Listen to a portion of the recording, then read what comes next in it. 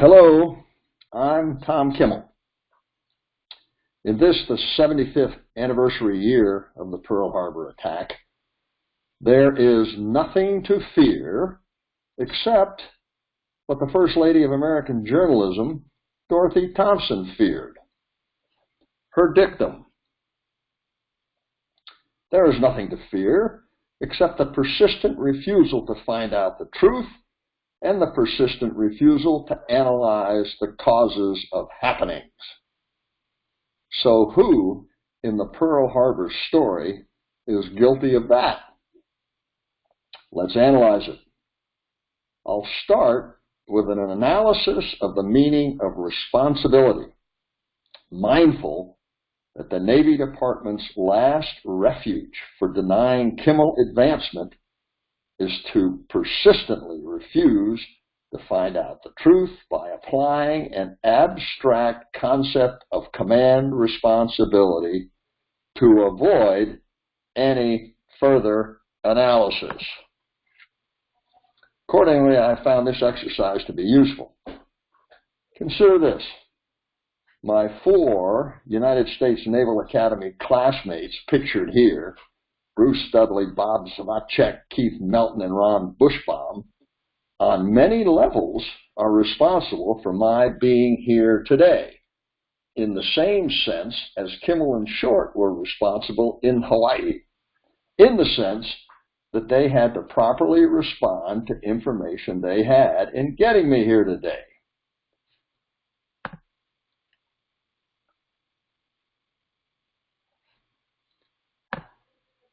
These 4 are also accountable for my being here today, in the same sense that Kimmel and Short were accountable in Hawaii, in the sense that these 4 had to properly account for everything they did and did not do in getting me here today.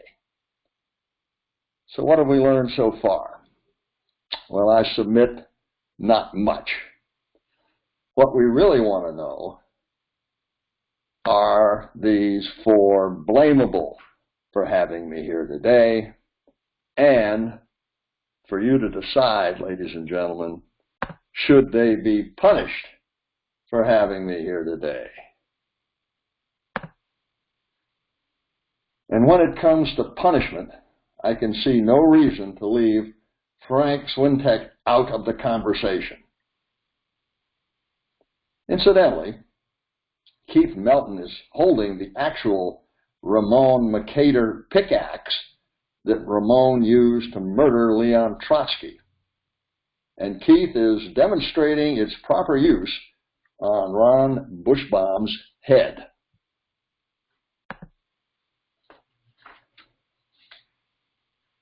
Here's the real story within the Pearl Harbor story.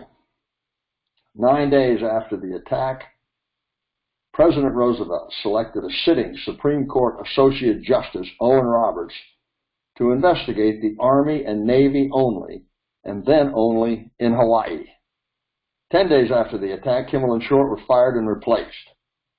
11 days after the attack, Supreme Court Associate Justice Roberts began his deliberations. His commission investigated for 36 days. 47 days after the attack, Chairman Roberts submitted his report to President Roosevelt, finding Kimmel and Short solely blamable for the success of the Japanese attack and derelict in their duty. President Roosevelt signed the report unredacted and gave it to the press immediately. End of the story. Soup to nuts. And it would have been the end of the story, but for one man. Captain Lawrence Safford, the head of Naval Communications Intelligence, indeed the revered father of Naval Communications Intelligence. 2 years after the Roberts Commission, Captain Safford, at great personal risk to himself, went to visit Admiral Kimmel in Bronxville, New York, where he was living in disgrace, a beaten man. Captain Safford asked Admiral Kimmel, "Admiral, did you have in Hawaii prior to the attack the same information we had in the Office of Naval Intelligence in Washington, D.C., from the secret decoding of Japanese diplomatic and spy communications in a program we call MAGIC that gave us indications prior to the attack of the time, place, reason, and deceit plan to cover the attack. Admiral Kimmel, stunned, looked at Captain Safford and said, "What are you talking about, Captain? What is MAGIC?" Safford explained. Admiral Kimmel, that very day, turned into a fighting tiger. He got legal representation out of Boston. Kimmel's counsel, Ed Hannafy, took Safford's information and wrote the enabling legislation, which he took to the Naval Affairs Committee. The committee was so impressed that they took it to the full Congress, which passed a law ordering the Army and the Navy to conduct further investigations, or there would have been no further investigation 47 days after the Pearl Harbor attack. So here's the real story within the Pearl Harbor story. One man's, Admiral Kimmel's, determination to provide the American public with all the facts about the Pearl Harbor attack. This slide, this chronology before you, indeed, just the first listed investigation in the chronology tells you all you really need to know. Consider, Secretary of the Navy Frank Knox wrote that, and I quote, "Neither Short nor Kimmel at the time of the attack had any knowledge of the plain intimations of some surprise move made clear in Washington through the interception of Japanese instructions to Nomura, in which a surprise move of some kind was clearly indicated by the insistence upon the precise time of Nomura's reply to Hull at 1:00 p.m. Eastern Standard Time on Sunday afternoon. A general warning had been sent out from the Navy Department on November 27th to Admiral Kimmel. General Short told me that a message of warning sent from the War Department on Saturday night at midnight before the attack failed to reach him until 4 or 5 hours after the attack had been made." The Secretary continued, "Of course, the best means of defense against air attack consists of fighter planes. Lack of an adequate number of this type of aircraft available to the Army for the defense of the island is due to the diversion of this type before the outbreak of the war to the British, the Chinese, the Dutch, and the Russians." Secretary Knox's report was known and available to the Roberts Commission, but it was not revealed to Kimmel and Short. Investigation number 2. Here's the dark heart of the Roberts matter. The Washington High Command falsely testified to the Roberts Commission, that Kimmel and Short had the same magic information in Hawaii as they did in Washington, D.C.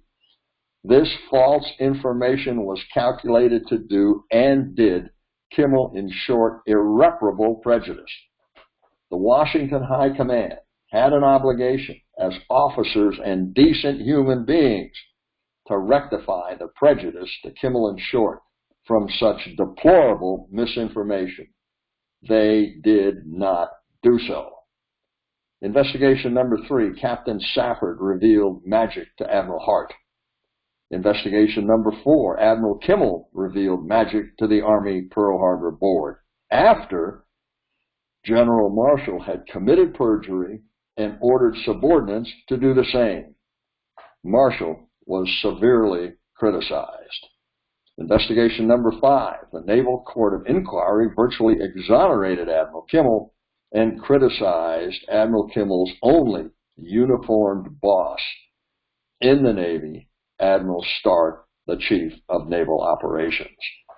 Investigation 6, 7, and 8, Clark, Clausen, and Hewitt investigations tinkered at the margins. Investigation number 9, the Joint Congressional Committee found no dereliction of duty. Investigation number 10, at least that's what I call it, the Army Board for Correction of Military Records actually found injustice to General Short and recommended the remedial action requested, advancement of General Short on the retired list. But the Army Board for Correction of Military Records was overruled by higher authority. Investigation number 11, the Dorn Report, recognized that responsibility for the success of the Japanese attack should be broadly shared, but it has not been. It is unconscionable to continue to punish Kimmel and Short once this concept has been accepted. Advancing Kimmel and Short does not diminish their command, accountability, and responsibility any more than ignoring the command, accountability, and responsibility of Kimmel and Short's superiors diminish theirs. Investigations 12, 13, and 14 suffice it to say the matter is ongoing as we speak.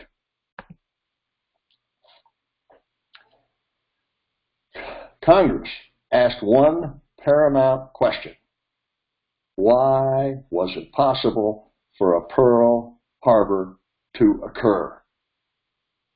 Nimitz answered it. Admiral Kimmel had been given no information which would justify interrupting a very urgent training program.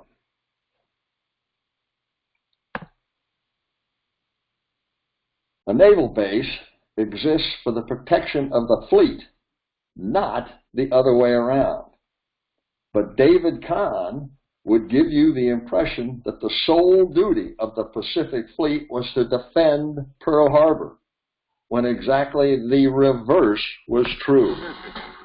According to David Kahn, blame for the attack lies squarely with the commanders of Pearl Harbor, not the President or his advisors. Those two commanders, Short and Kimmel, had one job there to do, and that was defend Pearl Harbor. They had one job to do, and they didn't do it. That judgment may be unduly harsh.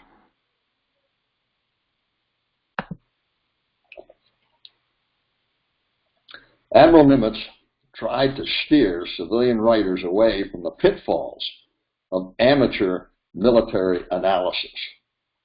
David Kahn should have listened to him. Of course, when I read Sea Power as a first-class midshipman at the Naval Academy in a previous century, it was Admiral Nimitz who animated me to a lifetime of action with this comment: Admiral Kimmel had been given no information which would justify interrupting a very urgent training program.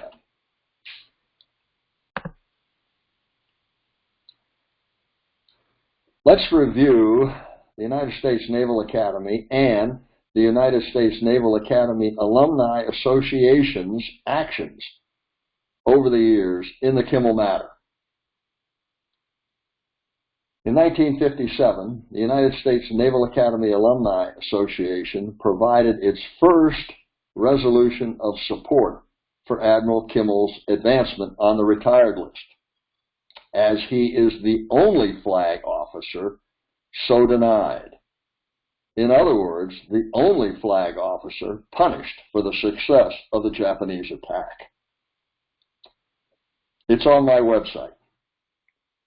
In 1957, contrary to the then Chief of Naval Personnel's recommendation, the Navy Department omitted the name of Admiral Kimmel from the list of flag officers whose promotion was authorized.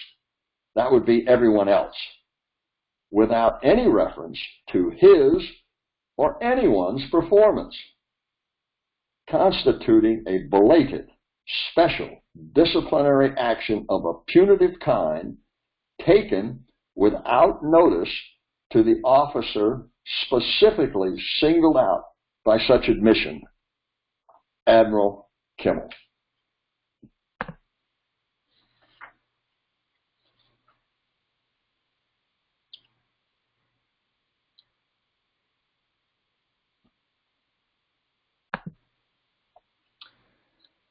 In 1990, the United States Naval Academy Alumni Association provided its second resolution of support for Admiral Kimmel's, this time posthumous, advancement on the retired list.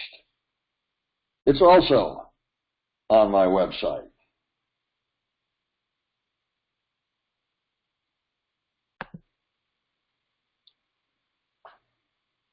In 1991, the 50th anniversary of the Pearl Harbor attack, Senator McCain recommended advancement of Rear Admiral Kimmel in a letter to President Bush 41.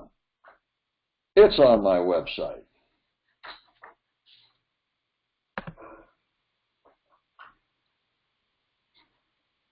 In 1991, 6 former chiefs of naval operations, 2 former chairmen of the Joint Chiefs of Staff, and a director of Central Intelligence, Crow, Moore, Burke, Hayward, Holloway, Trost, Zumwalt, Turner, in addition to 26 other 4-star admirals, supported advancement of Rear Admiral Kimmel in a letter to President Bush 41. The letter, with a complete list of 4-star supporters, almost all United States Naval Academy graduates, is posted on my website.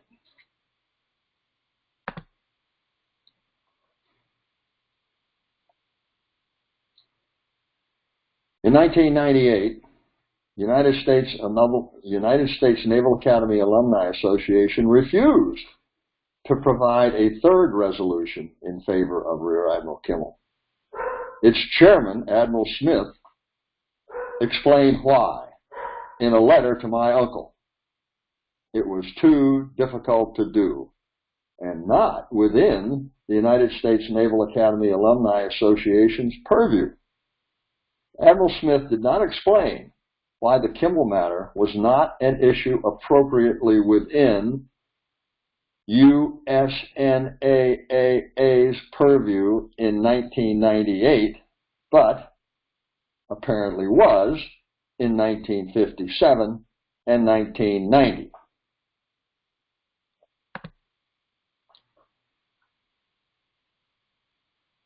In 2000, Captain Gordon Clow counseled Naval Academy midshipmen in ethics, more specifically, moral courage. Perhaps the Board of Trustees could profit from a Captain Clow lecture.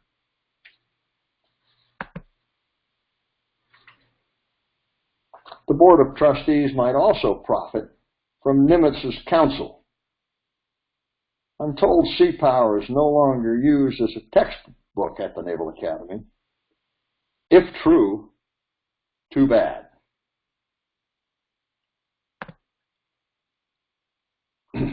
In 2005, my Naval Academy class of 1966 provided a resolution of support for Rear Admiral Kimmel. It's on my website.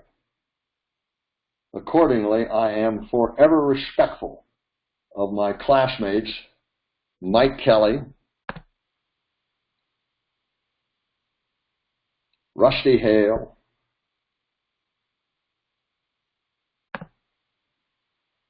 Tom Eubanks,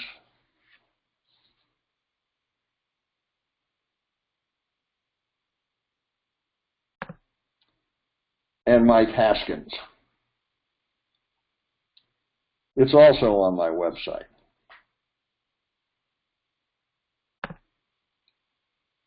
Let me paraphrase Ms. Thompson's dictum for you.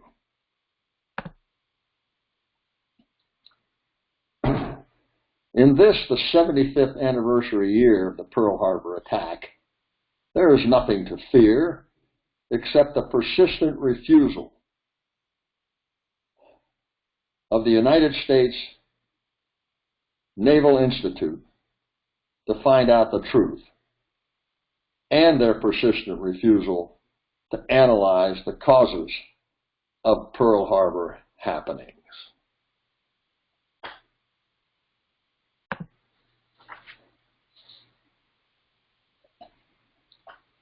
Why do I say that?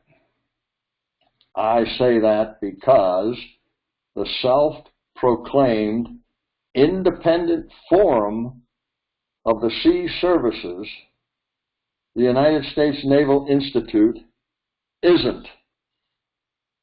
They persistently refuse to find out the truth, and they persistently refuse to analyze the causes of Pearl Harbor happenings.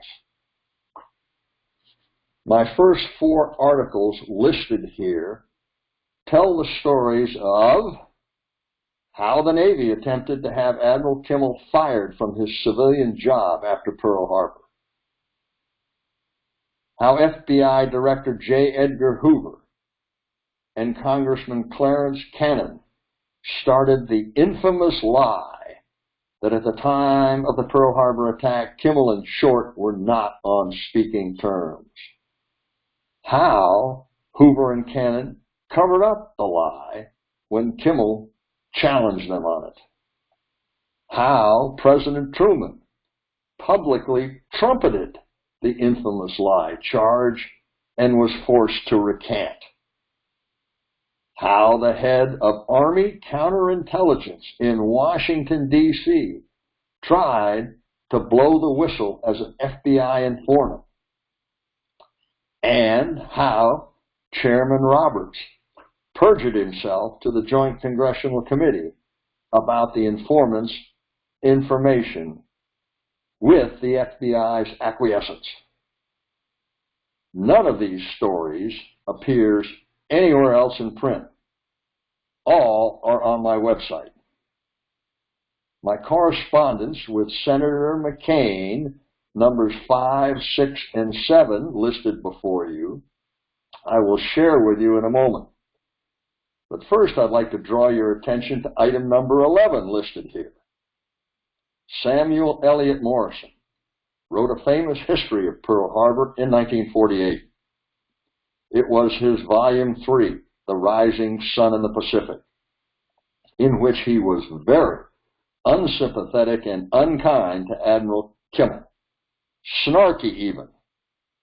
But in 1961, he completely changed his mind and said so in a Saturday Evening Post article and in a letter to the president of the United States Naval Academy Alumni Association, where he also said he could be counted on to sign a petition to have Admiral Kimmel's rank restored.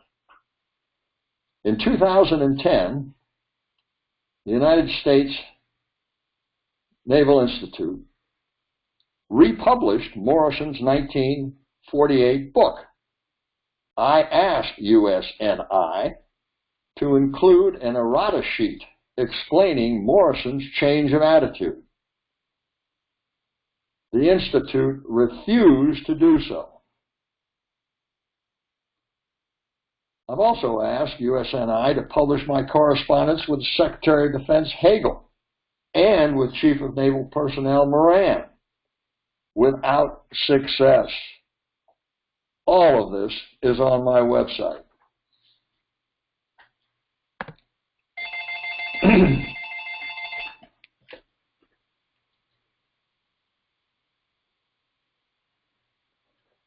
Of course, USNI is not alone in persistently refusing to find out the truth and persistently refusing to analyze the causes of Pearl Harbor happenings. Let's look at Senator McCain and the leadership of his United States Naval Academy class of 1958, for example. Last year, I wrote to the senator thanking him for his 1991 letter to President Bush, recommending advancement of Rear Admiral Kimmel during the 50th anniversary of the attack. And, as we are both third-generation Naval Academy graduates, I requested that he please reassure me that his resolve to do the right thing endured, by again recommending that the President nominate Rear Admiral Kimmel for posthumous advancement during the 75th Pearl Harbor anniversary year. Senator McCain sent me back an unresponsive form letter. I wrote back to the senator and asked him why he sent me an unresponsive form letter. I have not received a reply. So I sought the assistance of the leadership of his United States Naval Academy class of 1958. Here was their reply.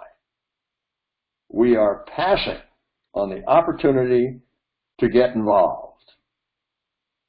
I wrote back to the class president that should the United States Naval Academy class leadership of 1958 or any of its members choose to get involved in the future, I would invite you and your classmates to visit my website for information about the Pearl Harbor story. I stand ready to respond to any follow-up questions and would welcome the opportunity to make a presentation to your class if invited to do so.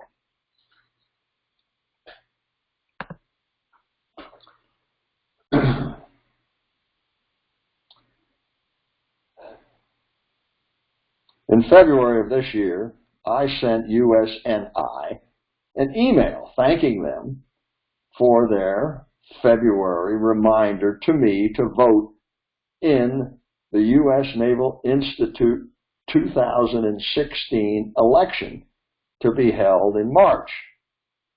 To that end, I stated I would like to remind each candidate that this is the 75th anniversary year of the Pearl Harbor attack.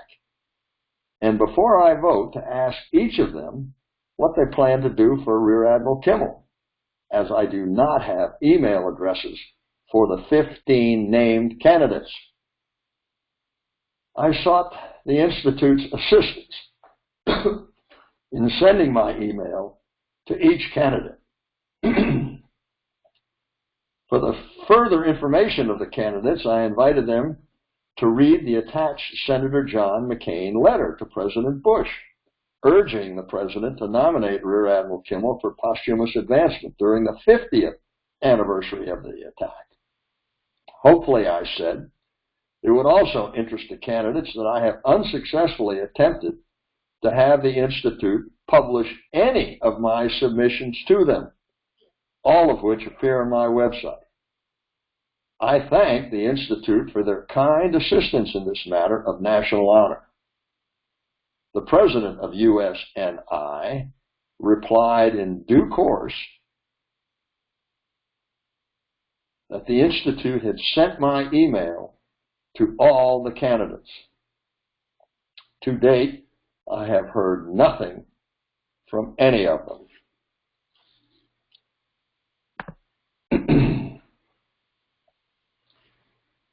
Perhaps it's time to hear from Ned Beach, USNI's primary benefactor, for whom the Institute's Beach Hall is named, on why all this is important. Captain Beach wrote, "This is important because our country must not continue to perpetuate a lie." And speaking of lies, consider this. One of Admiral Stark's aides was Vice Admiral William Smedberg III, USNA 1926. Superintendent of the Naval Academy, 1956 to 1958. Chief of Naval Personnel, 1960 to 1964. Chief of Naval Personnel while I was at the Naval Academy. He was also president of the United States Naval Academy's Alumni Association in 1965 through 67. This is from his published 1981 reminiscence. I, Admiral Smedberg, then a commander, kept a wax cylinder record of everything President Roosevelt said to Admiral Stark. He would call up and say, "Betty," a nickname for Admiral Stark, "I want this done right away." And he'd give 5 or 6 things in rapid-fire order. Admiral Stark would say, "Yes, Mr. President. Yes, Mr. President. Yes, Mr. President." "Have you got that, Betty?" "Yes, Mr. President." And he'd hang up. The buzzer would ring in my office, and I'd go in to hear Admiral Stark say, "Did you get all that, Smitty?" "Yes, sir." "Well, get going on it." I monitored nearly every conversation Admiral Stark had, and I made a record of almost all of them. Every now and then, when it was a personal thing, Admiral Stark would tell me to destroy the record. The Naval Court of Inquiry questioned Admiral Stark under oath extensively. Naval Court of Inquiry's question number 388. Did you, Admiral Stark, ever keep any record of your conversations with President Roosevelt during the year 1941? Admiral Stark's answer: no, I did not.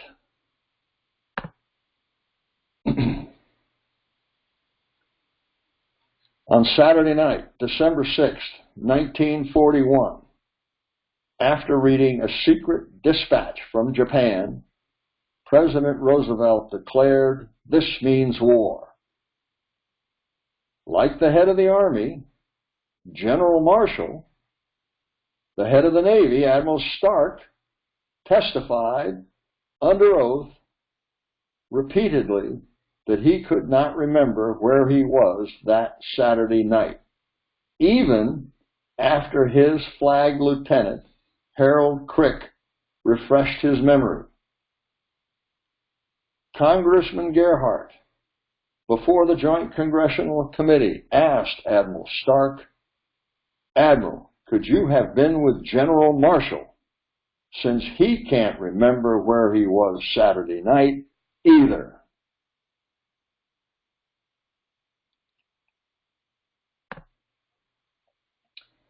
Now, I don't want to give you the impression that I am at all exercised here, but like Vince Lombardi, I would like to know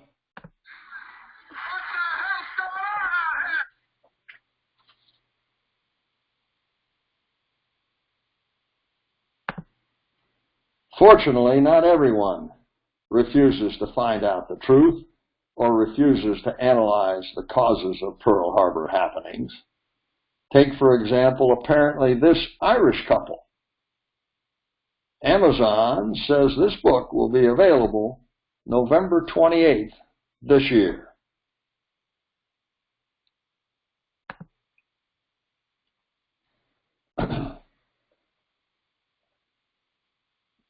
Senator Biden rather famously said to my cousin Manning Kimmel while campaigning in 2007 for the vice presidency, "The Kimmel and Short matter is the most tragic injustice in military history."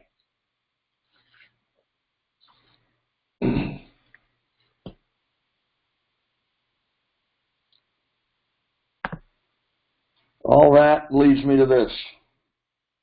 Here's how it works. The President nominates, and the Senate Armed Services Committee consents. That's the way it works. The chief sponsor of the 2000 law recommending that the President advance Admiral Kimmel on the retired list was Vice President Biden, then a senator from Delaware.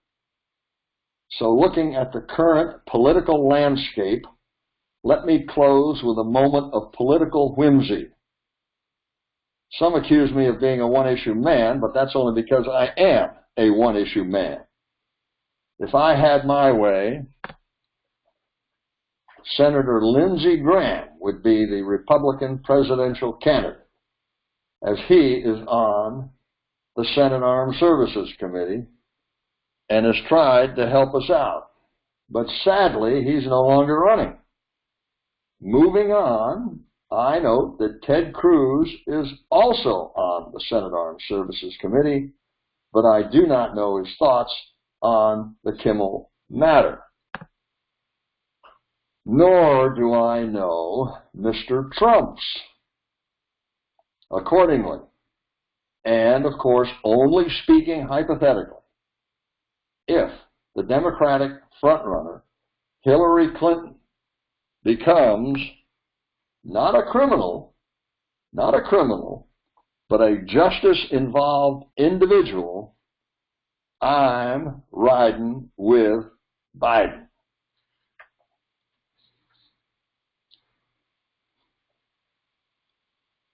Ladies and gentlemen, thank you very much for your kind attention. If you want to hear more on this matter, here's my speaking schedule for the remainder of this year and into next year. Once again, thank you for your interest and your kind attention.